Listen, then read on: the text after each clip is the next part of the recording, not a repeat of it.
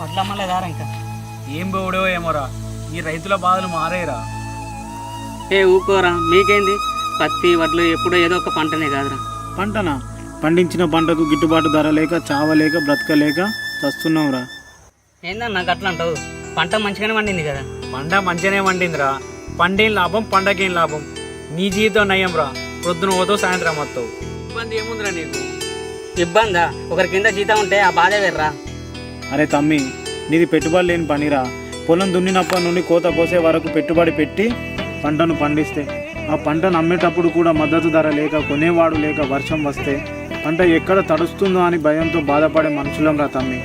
నిజమే అన్న, తప్పైంది. రైతుగా పుట్టినోడు రైతుగానే చావాలనుకుంటారా? అదిరా రైతు అంటే. రైతుకు కావాల్సింది ఒకటే ఒకటి, మద్దతు ధర.